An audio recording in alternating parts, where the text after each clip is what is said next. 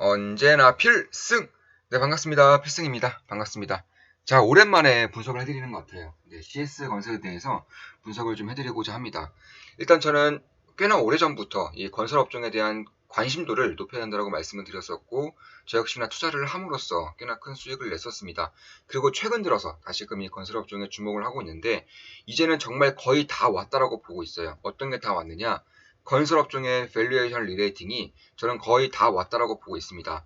만약에 지금 시점에서 시장이 좀 흔들리면서 핵심 건설기업들이 한 번 정도 좀 하락을 해준다면은 저는 강력하게 좀 투자를 할 생각이고, 이미 핵심 기업들은 이미 핵심 기업 같은 경우에는 투자를 진행하고 있어요. 네, 당연히 수익을 보고 있는 상황이고, 그 외에도 GS건설이라던가 아니면 다른 기업들도 상당히 좋게 보고 있습니다. 이번에 분석해드릴 기업은 GS건설입니다. 일단 GS건설도 제가 과거에 3번 정도, 3번이나 좀 공개적으로 영상을 분석해드렸죠. 지금 보시면 2019년도부터 분석을 좀 해드렸었고, GS건설, 베트남 사업, 가치만 5조, 인플레이션에 주목하라. 예전에 2019년부터 인플레이션이 올 것이라고 저는 생각을 하고 있었어요. 이미 그때부터 시대 흐름을 좀 보면 사실 이때의 영상들을 좀 보시면 굉장히 지금의 어떠한 시대 흐름을 읽는데 도움이 될 것이라고 보고 있습니다.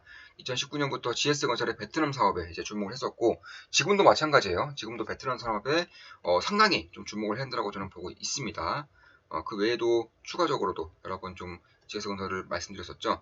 25,600원대에서 2020년 7월 5일에 GS건설 건설 경기 턴어라운드에 주목하라. 25,600원대에서 말씀을 드렸었고, 현재 가격이 43,850원입니다.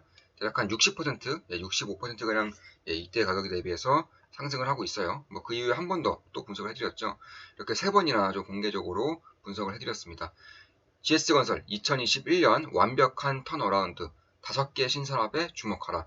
이 당시에 GS건설에 대한 5개에 대한 그런 신산업을 말씀을 드렸었고, 분석을 해드린 기억이 있습니다. 2020년 11월 10일이고, 이때 당시에도 29,900원대에서 이제 분석을 해드렸으니까 지금 가격대를 보면 꽤나 많이 이제 상승한 것을 알 수 있습니다.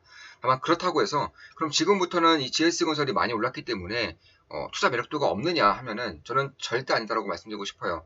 여전히 GS건설은 건설주 중에서도 가장 저평가된 기업 중에 하나다라고 보고 있습니다. 물론 아직까지는 이러한 가치들이 시장에 좀 나타나지 않고 있고, 실질적으로 돈이 되는 역할을 하지 않고 있기 때문에 주가에서 반영을 안 하는 것이지, 저는 추후 5년 내에는 반드시 이러한 가치들이 밸류에이션 측면에서 이제 반영이 될 것이라고 보고 있어요. 그런 과정에서 주가적인 측면에서는 그 누구도 모를 일이지만 저 같은 경우에도 매도 추천 리딩 절대 아닌 거 다들 알고 계시죠? 참고하시면 되겠습니다. 다만 그럼에도 이러한 가치들이 하나 둘 반영이 될 경우에는 지금의 가격대는 못 보는 가격대가 되지 않을까 개인적으로 그렇게 보고 있습니다. 그만큼 저는 건설업종을 좋게 보고 있는 거예요.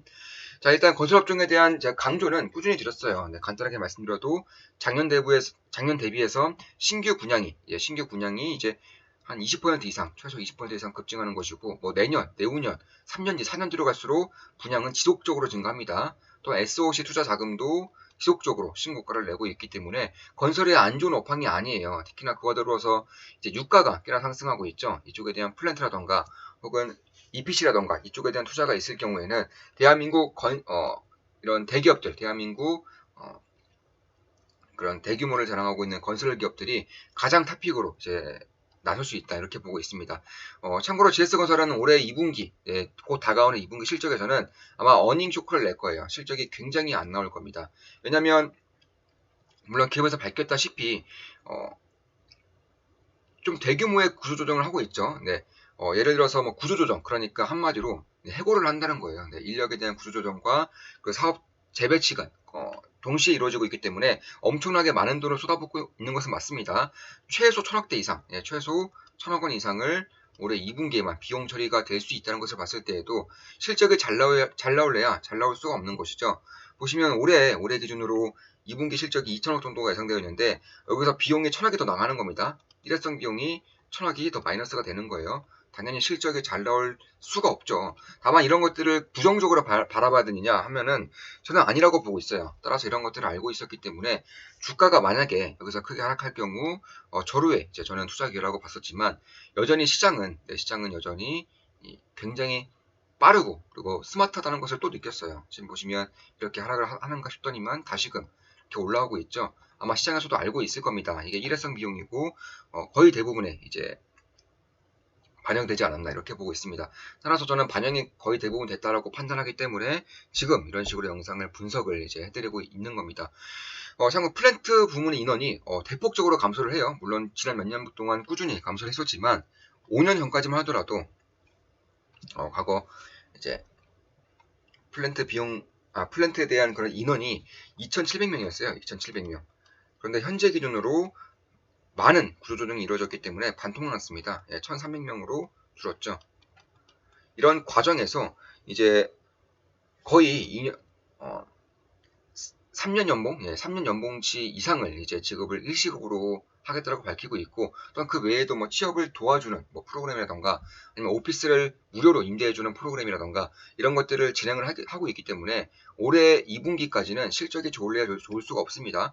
따라서 만약에 어닝 쇼크가 나오면서 만약에 이렇게 좀 크게 하락해준다면 굉장히 좀 매력적인 그런 구간대로 돌입하는 것이 아닌가. 따라서 관심권에 좀 넣어둘 필요가 있는 기업 중 하나다라고 저는 보고 있습니다. 그런 이유 중에 가장 큰 이유는 뭐 잠시 후에 말씀드리겠지만 이 베트남이라던가 혹은 뭐 수처리공사 아니면 모듈러 주택공사 아니면 전기차 배터리, 그러니까 폐배터리에 대한 사업 그리고 데이터 센터 이런 것들의 신산업이 건설사 중에서는 가장 잘 하고 있어요. 네, 신산업에 대한 그런 메리트가 가장 큰 기업이 바로 GS건설이다 이렇게 보고 있습니다. 특히 이제 올해 하반기 같은 경우 스페인의 이제 수처리 기업이죠. 이제 이니마가 이제 상장을 하면서 여기에 따른 밸류에이션에 대한 가치도 꽤나 좀 평가받을 수 있을 것이라고 저는 보고 있어요. 뭐 그 외에도 다른 건설 기업들이 주가가 굉장히 안 좋음에도 불구하고 GS건설은 배당을 꾸준히 잘 주고 있어요. 3% 내외의 배당을 주고 있습니다. 지금 보시면 현대건설을 보시더라도 배당 수익률이 1.6%고요. 뭐 삼성물산 역시나 1.6%죠. 대우건설은 아예 배당을 안 줍니다. 물론 DLNC 같은 경우는 아직은 이제 배당에 대한 발표를 하지 않고 있기 때문에 수치가 나와 있는 것은 없어요. 다만 제가 봤을 때에는 DLNC와 GS건설이 이 건설업종 중에서는 가장 이제 그러니까 대기업 기준입니다. 대규모 건설업종 중에서는 가장 이제 배당 수익률이 좋은 기업이고 배당 수익이 좋다는 것은 그만큼 주주 친화적이라는 것이죠. 그런 것에 대비해서도 사실 장기적으로 봤을 때에도 그러니까 배당 수익률을 꾸준히 얻어가면서 장기적으로 봤을 때에도 저는 여기에 대한 메리트가 분명히 있다고 보고 있어요. 그리고 이제 모듈러 그러니까 지금 이제 주택 공급이 원활하지 않은 상황에서 공급이 거의 시가마르고 있죠. 따라서 이번 정부 입장에서도 굉장히 빠르게 많은 주택들을 이제 공급할 필요가 있습니다. 그런 가운데 가장 이제 좀 크게 대두되고 있는 것 중에 하나가 바로 모듈러 주택이에요. 그러니까 미리 이제 컨테이너식으로 이런 식으로 건설을 해놓으면은 이렇게 탑을 쌓는 겁니다. 이런 식으로. 그러니까 기존에서는 이렇게 올라가는 식으로 건설했다고 치면은 지금은 이렇게 층별로 다 만든 다음에 이런 식으로 크레인으로 이렇게 올려가는 거예요. 이런 것들에 대한 안정성이라던가 이런 이슈가 좀 있을 수는 있겠지만 여기에서 가장 강력한 경쟁력을 가지고 있는 기업이 바로 GS건설이라는 점도 눈여겨볼 만하다 이렇게 보고 있습니다. 따라서 이러한 이제 플러스 알파적인 요소들이 없더라도 물론 굉장히 좋게 보고 있고 대한민국 대표 브랜드인 자이를 가지고 있다는 것만으로도 상당히 큰 수혜가 있을 것이라고 보고 있습니다. 또한 이제 유가가 이제 75달러를 넘어서면서 이제 플랜트에 대한 그리고 화학 혹은 정유 시설에 대한 그런 시공, 건설이 굉장히 좀 판이 좀 커지고 있다는 것을 느끼고 있어요. 그래서 그런 것을 봤을 때에도 사실 해외 시공사들, 해외 이제 EPC 기업들은 거의 대부분 파산했습니다. 왜냐면 그들은 이제 이런 시공만 진행했었지만, 그러니까 플랜트 시공만 진행했었지만, 대한민국의 건설 기업들은 플랜트 시공뿐만 아니라, 플랜트 건설뿐만 아니라 주택 건설과 주택 이제 설계 같은 것들을 같이 이용했었기 때문에 지금까지라도 굉장히 좋지 않은 시기를 보낸 것은 맞지만 그래도 살아는 있었어요. 네, 그런 것들이 굉장히 큰 의미로 다가오는 겁니다. 해외 기업들, 뭐 이탈리아 기업들, 미국 기업들, 일본 기업들 대부분이 파산을 했다거나 인수합병 되었기 때문에 지금 남아있는 기업들끼리만 경쟁하면 되는 시기인 거예요. 경쟁사가 그만큼 줄어들었다는 것은 매우 큰 호재로 작용할 수 있는 부분은 분명히 있습니다. 특히 가치적인 측면에서도 사실 GS건설 같은 경우에는 자본 총계 대비 상당히 좀 저평가되어 있는 것은 맞아요. 물론 제가 지금 말씀드리고 있는 자본 총계는 실질 자본 총계입니다. 그러니까 공시지가, 평가 가치가 아니라 실질 자본 총계 대비 굉장히 낮게 형성되어 있다고 저는 보고 있어요. 제가 과거에 찍어드렸던 영상에서도 베트남 부지만, 그러니까 베트남의 소유 중인 그런 땅값만 하더라도 5조 원 이상은 될 것이다. 이렇게 말씀을 드렸습니다. 지금 평가되고 있는 것만 해도 이제 공시지가는 제가 봤을 때 공시지가로 이제 자료를 보면은 2.5조 원 내외인 것 같아요. 2.5조 원 내외로 형성되어 있지만 실질적으로 실제 평가를 보면 이쪽 관련된 분들이 이제 주장하는 것들을 보면 한 5조에서 6조 정도, 최소 5조에서 6조 정도는 평가받을 수 있는 땅의 부지를 가지고 있다는 것이 굉장히 좀 크게 좀 다가오고 있지 않나 이렇게 보고 있어요. 왜냐하면 이 베트남의 땅값이라는 것이 대한민국의 땅값 이런 것들이 아니에요. 그러니까 이미 좀 선진국 반열에 들어선 기업들의 들어선 그런 국가들의 땅값이 아니라 이제 막 성장하고 있는 국가의 땅값이라는 겁니다. 그러니까 이러한 땅값들이 앞으로 건설에 대한 혹은 인프라에 대한 투자가 본격적으로 진행이 되면서 얼마나 뜰지 모른다는 거죠.